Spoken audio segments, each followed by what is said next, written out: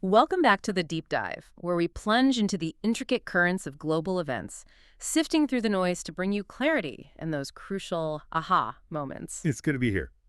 Now, for those tracking the headlines, the Iran-Israel dynamic often appears as, well, a relentless cycle of military confrontation, right? A never-ending reel of flashpoints. It certainly seems that way on the surface. But what truly drives these incredibly complex geopolitical chess moves? What are the hidden layers, the surprising alliances, and maybe the long-term strategies operating beneath the surface? It's precisely that narrow, often reactive lens we aim to expand today. This deep dive is designed to move you beyond the sensational headlines. Right. To unpack the intricate layers, challenge some common assumptions about the Middle East.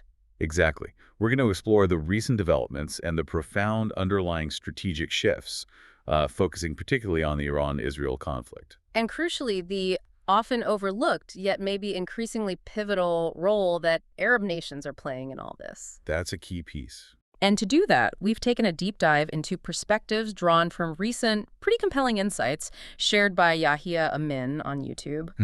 Our mission here is clear: to help you gain a nuanced understanding of who's doing what, why they're doing it, and, well, what it truly means for the region. And by extension, for all of us globally. Prepare for some fresh perspectives and hopefully some profound insights. Yeah, insights that might challenge your existing frameworks and stick with you long after this deep dive is over. Let's begin to unpack this complex tapestry. Okay, so to really understand the current tensions, we need to start with something quite remarkable. Almost chilling, really. A historical claim that kind of reshapes the narrative. What's that?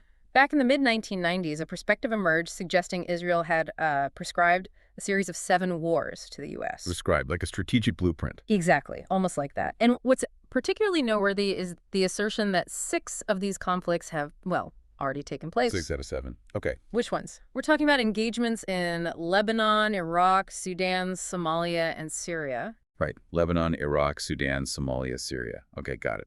And the contention within this framework is that Iran isn't just another player. It's seen as the last remaining resistance among this initial targeted group. Wow. That's a heavy framework. The implication is huge. Isn't it? It suggests the potential existence of a decades-long, predetermined strategic plan by Israel.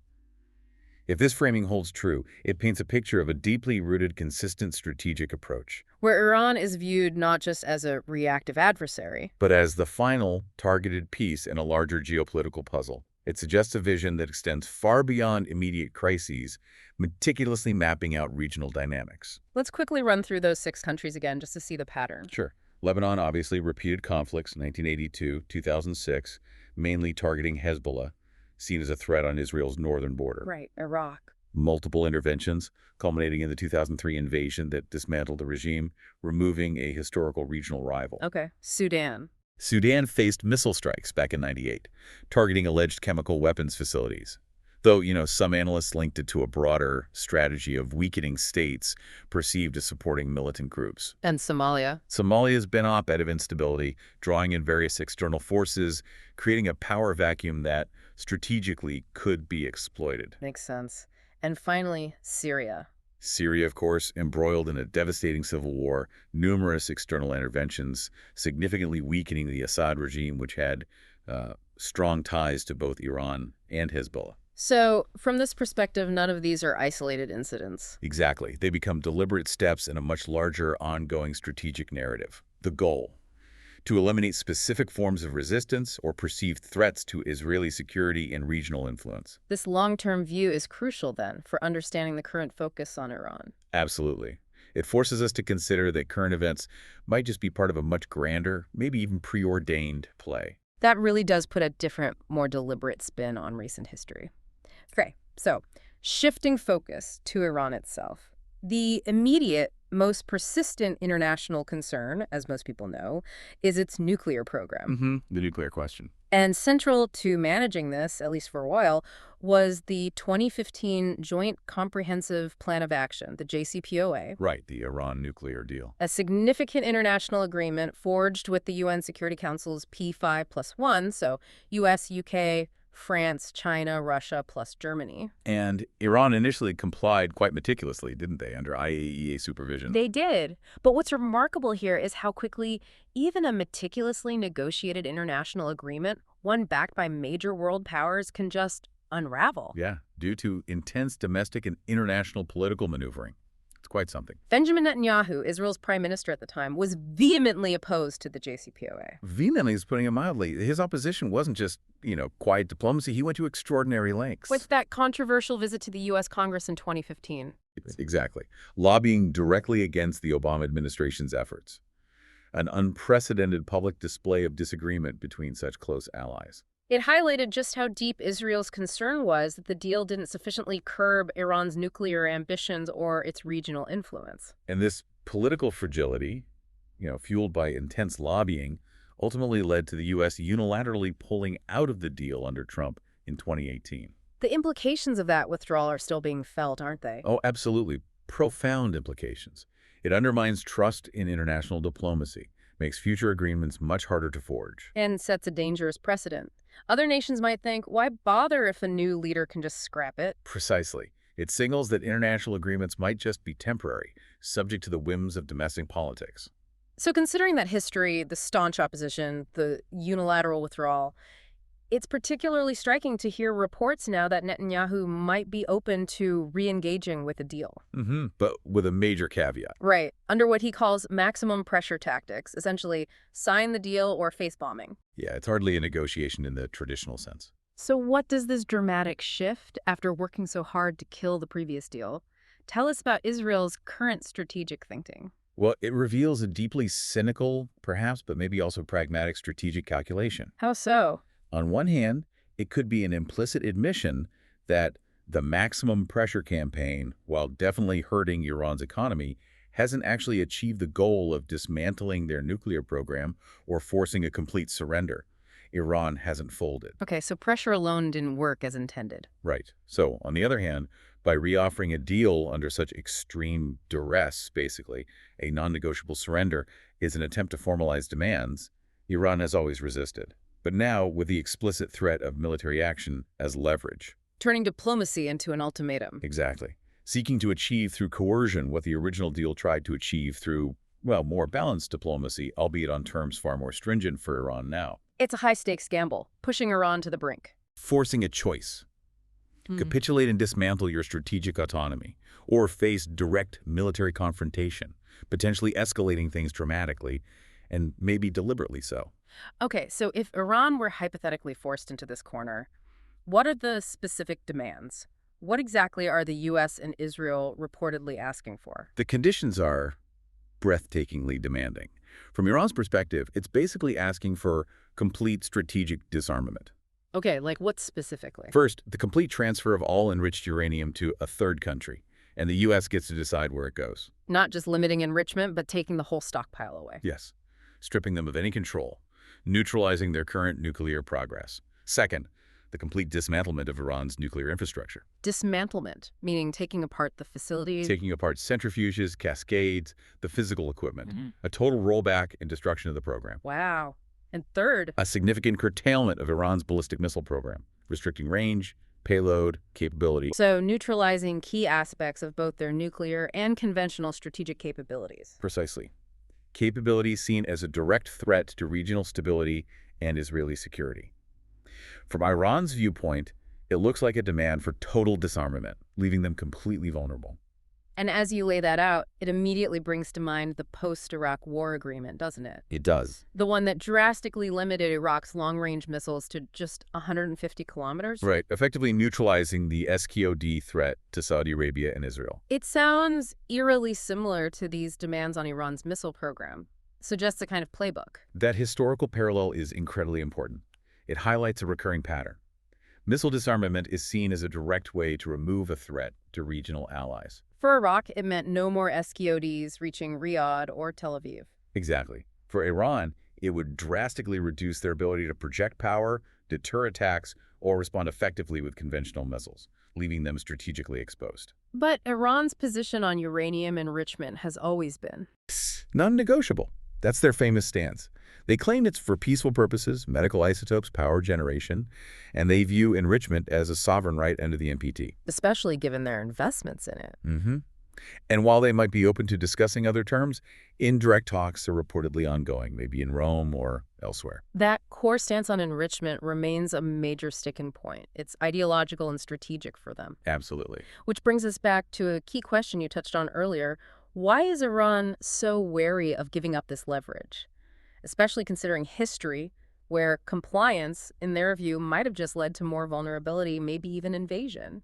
That's the absolute crux of Iran's strategic calculus. It's deeply rooted in how they read recent history. If they look at Iraq. They look at Iraq under Saddam. They saw Iraq agree to extensive disarmament after the first Gulf War missiles, alleged WMDs, and what happened next.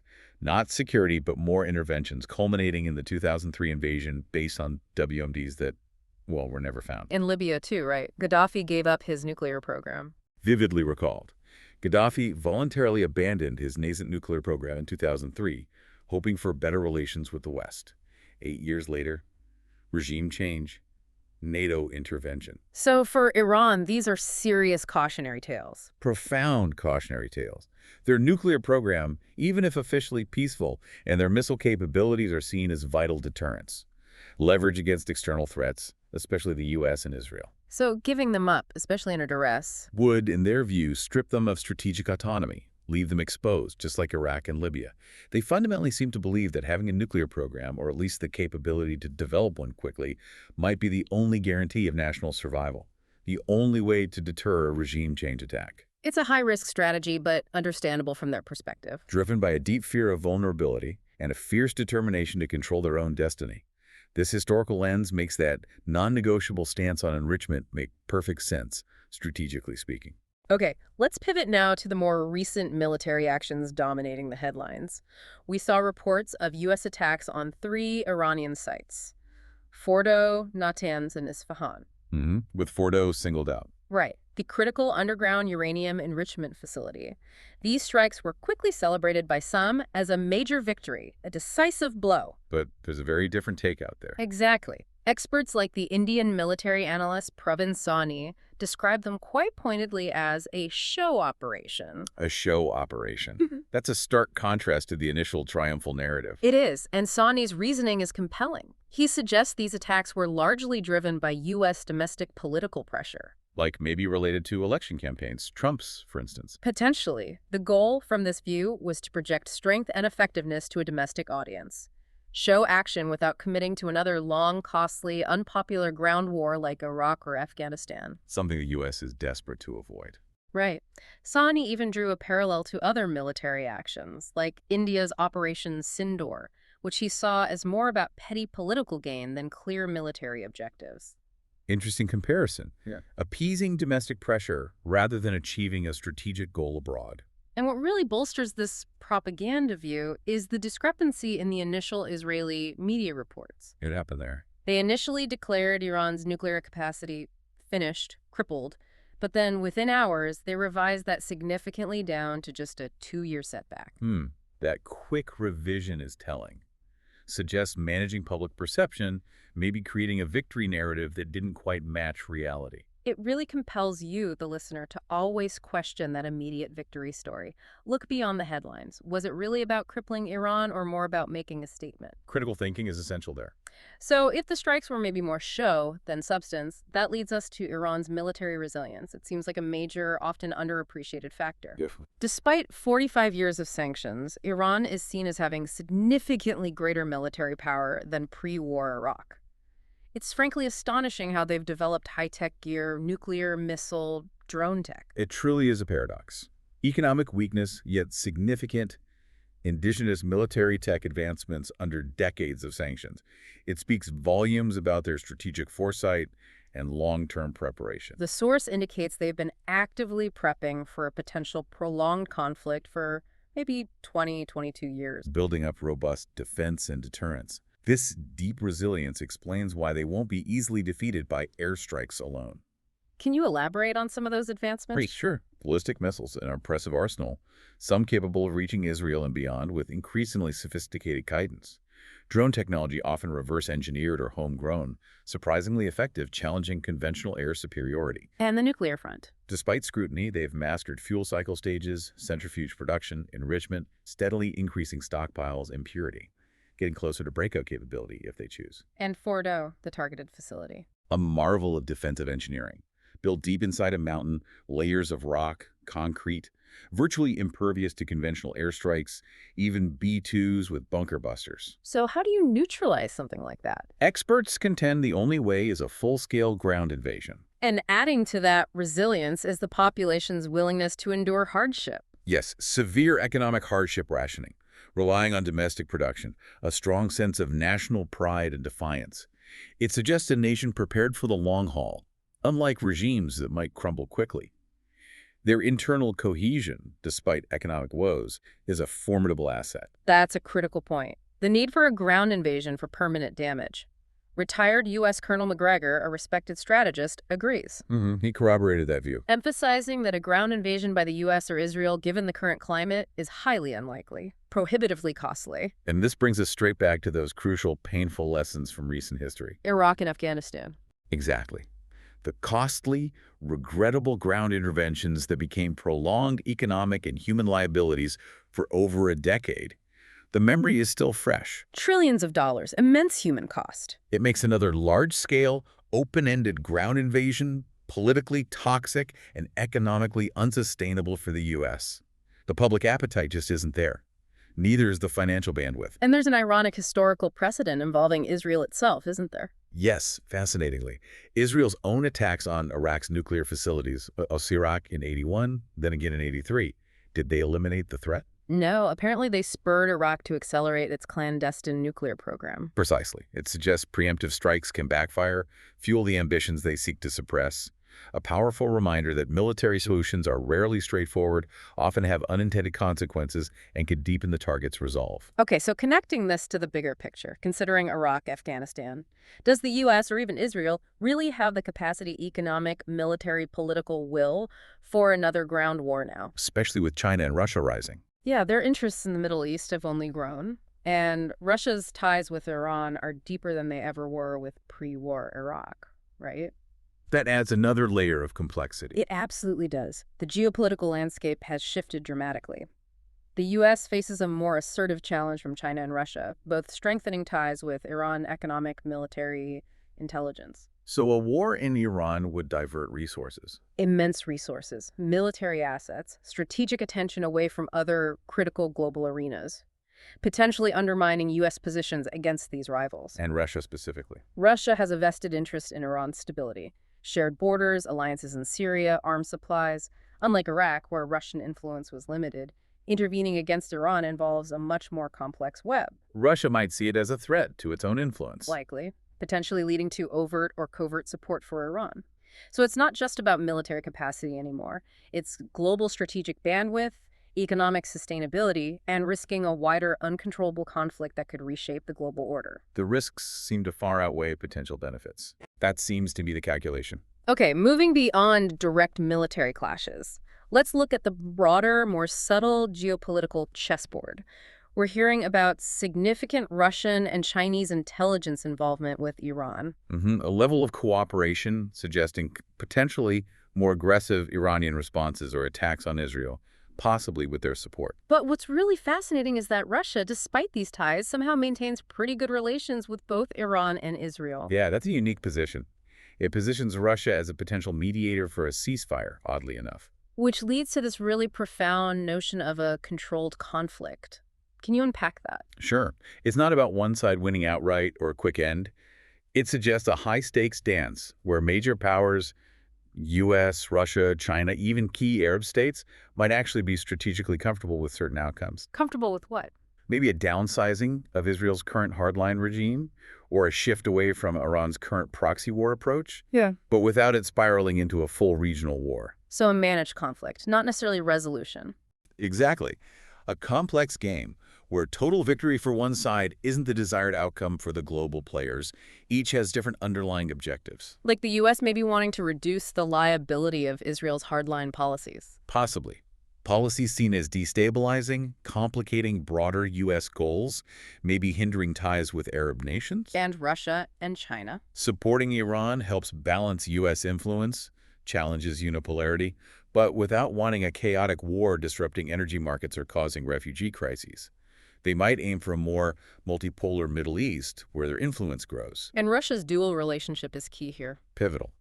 It makes them a potential off-ramp or channel for de-escalation if things get too hot. It suggests a shared interest, perhaps, in managing the conflict. Allowing limited conflict to achieve strategic shifts, but keeping a lid on it. That's the idea. Using back channels, diplomatic pressure, maybe even covert actions to prevent total escalation, protecting their own broader interests. A delicate, high-wire act. And speaking of shifting dynamics, we're seeing a really notable change in the narrative coming from traditional legacy U.S. media. Fox News, CNN, BBC, New York Times. What are you noticing? Well, unlike past conflicts, Vietnam, Afghanistan, Iraq, where these outlets were often pretty uniformly aligned with intervention and supporting allies. They often rallied public support, right, aligned with government narratives. Exactly. But now, they're increasingly featuring guests who openly express opposition to direct U.S. support for Israel in this current conflict. That is a significant departure, almost unprecedented. The example of former President Bill Clinton appearing on legacy media, arguing against U.S. involvement in supporting Israel's actions, that's striking. It really is. Yeah. Historically, these platforms often amplified official lines. This shift could reflect a few things. Like what? Maybe a growing sentiment in the West that Israel's current regime is becoming a liability financially, globally, strategically, an obstacle to broader interests. Or maybe the media itself is trying to shape opinion. Could be a preemptive attempt to prepare the public for a less interventionist stance, maybe signaling a recalibration of U.S. policy, moving away from unconditional support. It highlights the media's power, even now, in shaping perception and signaling these deeper shifts. Absolutely.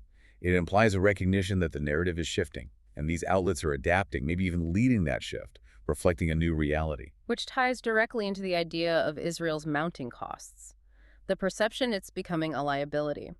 The financial burden Iran has inflicted is staggering estimates around $500 billion in infrastructure and collective losses. $500 billion. That's enormous. And you add Israel's official daily defense spending around $300 million USD a day. Compare that to Israel's total GDP, roughly $500–600 billion. Wait, $300 million a day? It starkly underscores the financial strain, the potential long-term unsustainability without massive, continuous external support.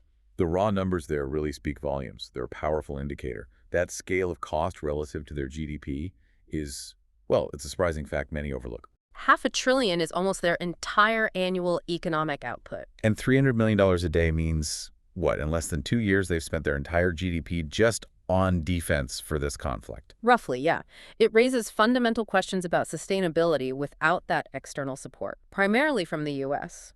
And these escalating costs are a major, if maybe unspoken, driver behind that perception of the current regime being a liability in the West. It's not just about humanitarian concerns or geopolitics. It's cold, hard economics, too. The financial drain becomes unsustainable without constant aid. This burden, plus the shifting media narrative, it strongly suggests a potential, maybe inevitable, reevaluation of alliances and priorities. If an ally becomes too costly financially, diplomatically, The calculus of support inevitably shifts. How much longer can they be propped up, and at what cost to the patron's own interests, especially with global challenges like China and Russia demanding attention? Okay, let's shift focus now to the crucial, often misunderstood role of Arab states. There's this common misconception, especially among some Muslims, that money spent on Hajj and Umrah pilgrimages somehow indirectly harms Palestinians. Right, the argument that boycotting Hajj would somehow stop the conflict. Yeah. But what does a deeper look at the data actually tell us? Well, factually, it's a misconception that generates unhelpful internal divisions. Abstaining from Hajj wouldn't practically impact the Israel-Palestine conflict. The economic impact is vastly exaggerated. How so? Hajj and Umrah contribute less than 20% to Saudi GDP. Some recent estimates put it under 10%. So it's not their main economic driver. Not even close. It's overwhelmingly oil and gas, plus massive diversification investments, tech, tourism, entertainment, part of their Vision 2030. And look at Qatar, the UAE. Exactly. Incredibly wealthy, clearly not reliant on pilgrimage revenue. The source also points out the hypocrisy often seen, where critics might have families studying or working in Western countries that overtly support Israel. So the argument is more about fostering unity. Avoid self-defeating divisions. Precisely. And it's worth remembering, Arab nations like Saudi Arabia and Qatar provide substantial, often unconditional, aid globally, disaster relief, infrastructure, education in places like Bangladesh, Africa. It shows another side of their engagement. So dispelling myths with data.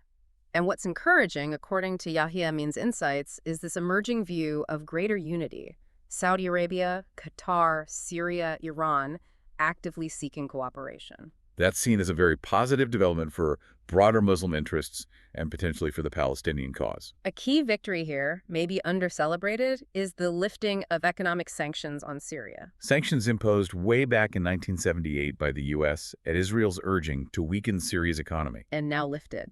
Through whose efforts? Coordinated efforts by Turkey and robust Arab diplomacy. This now allows much-needed investment and rebuilding in Syria. It signals a major geopolitical shift. What's fascinating is how these diplomatic efforts, Qatar, Saudi Arabia, Turkey, are being framed. The objective, as the source puts it, is aiming to create a kind of new, prosperous Europe in the Middle East.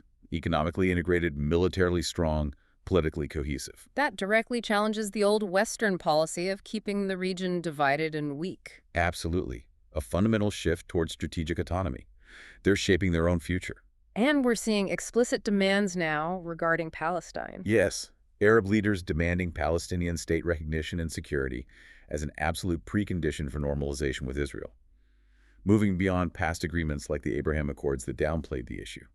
Collective leverage. And lifting Syria's nearly 50-year sanctions is proof of this new diplomatic muscle. A powerful, tangible example. And it's surprising for many to realize the current strong ties between Syria's leadership and Turkey, Saudi Arabia, Qatar, a complex web of regional diplomacy often missed in Western narratives. A profound realignment, challenging that perception of Arab fragmentation. Showing a concerted effort towards regional self-determination. Okay, this leads to the strategic use of investments. Arab nations invest heavily in the U.S., which sometimes draws criticism seen as wasteful or just placating the West. But there's an alternative view. These aren't just economic moves, but a strategic maneuver to gain influence in the White House, maybe even beating AIPAC at its own game. That's a crucial interpretation, challenging simplistic analyses. It suggests these financial flows have multi-layered, long-term geopolitical goals. Like Saudi Arabia's big investments in AI, attracting top talent. Exactly. And their sovereign wealth fund pouring money into U.S. tech and infrastructure. It built deep-seated influence, economic interdependence, leverage directly in Washington. So the argument is this influence has had real effects. The source argues Arab diplomacy, spearheaded by Saudi Arabia and Qatar, has been instrumental in preventing a full-blown war with Iran, which many thought was imminent. Even suggesting this influence led Trump to bypass Israel for direct talks with Palestinians and Iranians, a shift unthinkable just years before.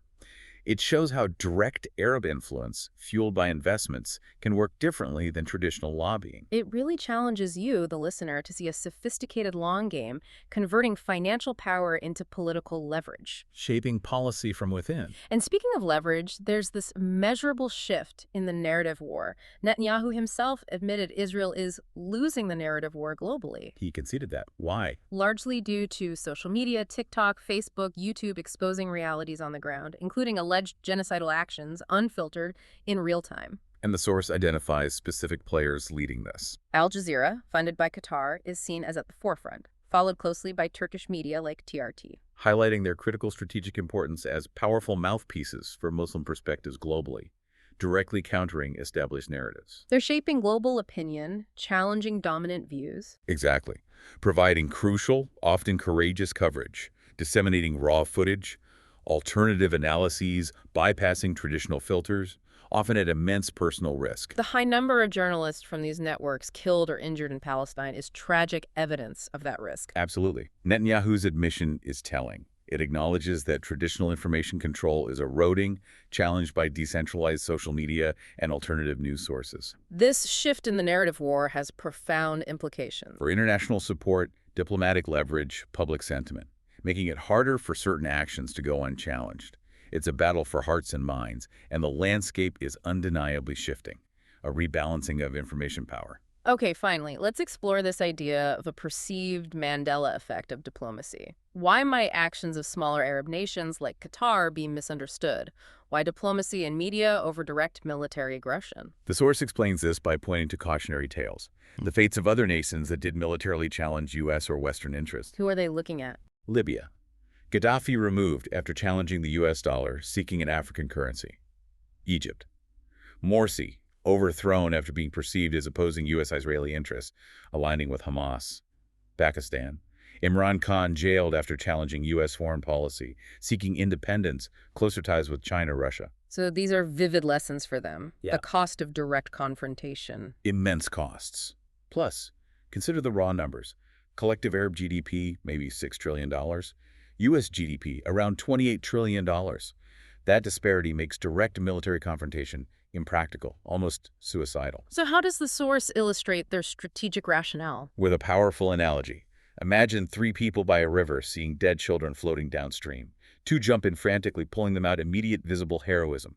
Applauded action. Okay, and the third person? The third person turns and goes upstream. This person, representing Arab diplomacy and long-term influence, might seem inactive, detached, maybe even hypocritical to those focused on the immediate crisis. But they're going upstream. To find and stop whoever is killing the children at the source.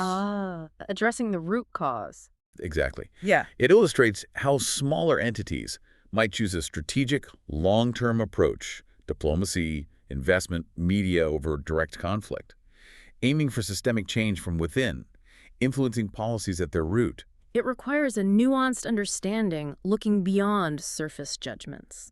Appreciating the complex, often hidden strategic calculations. From the source's view, it underscores needing unity and strategic patience.